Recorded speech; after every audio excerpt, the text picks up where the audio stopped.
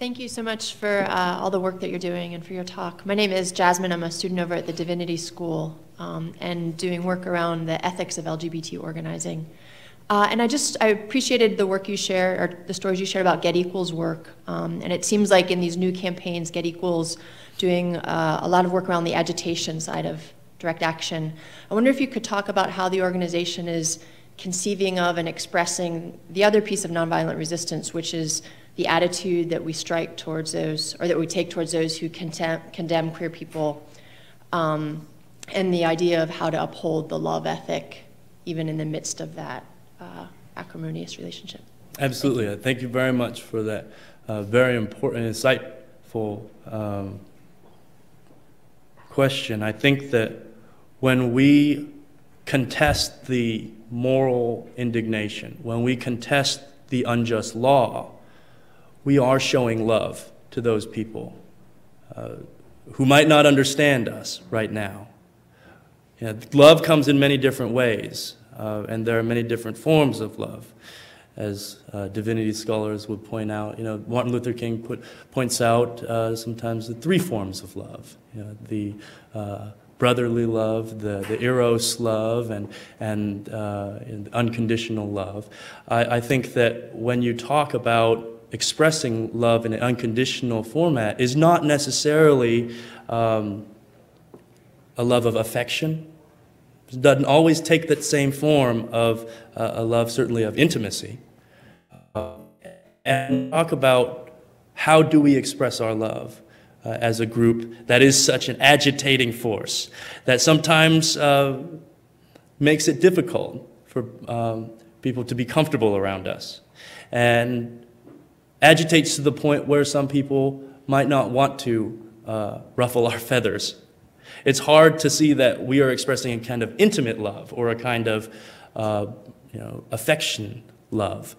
But an unconditional love is one that's based on rectifying the immorality, because that, in the end, allows for all of us to live in a more harmonious society. Now, we don't go and share the same kind of hatred or display the same kind of bigotry to those people who are so adamantly opposed to us. So in that way, we do express a little bit of at least openness to brotherly love and affection.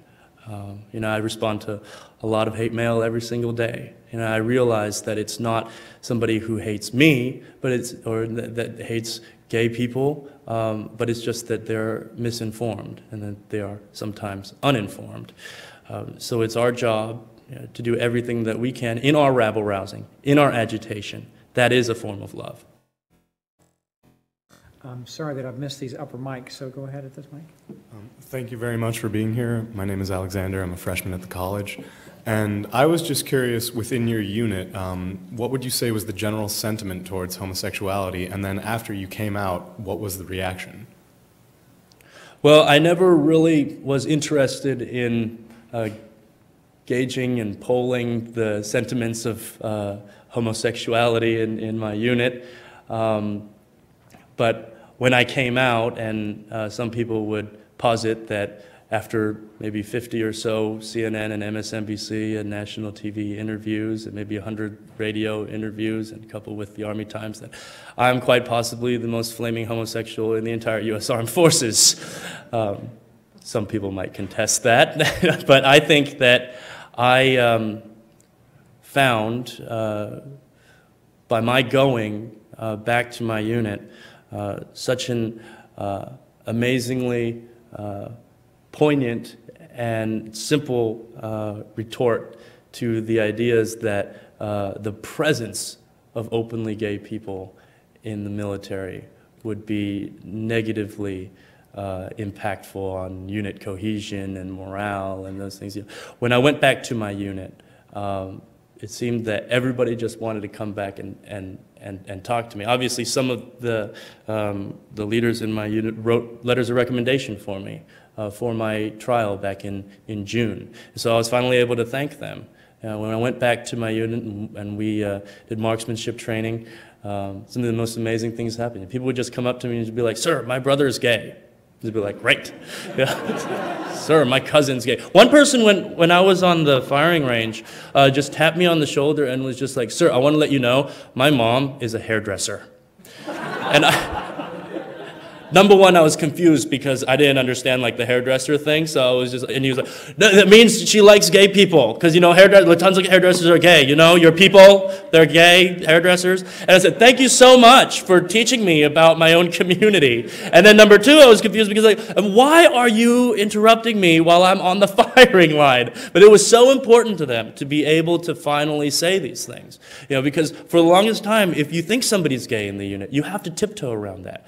Because you think that you're not able to even discuss it, because then you'd be outing them. You know, so for the first time, I'd realized that being honest, you know, and seeing absolutely positive evidence of the fact that if you're honest in any organization, not just the military, but particularly in my particular unit, when you're honest about who you are, when you're not afraid to discuss your own identity, when you can have those kinds of conversations, unit cohesion, morale, teamwork increases. And all of the capabilities of any organization always increase.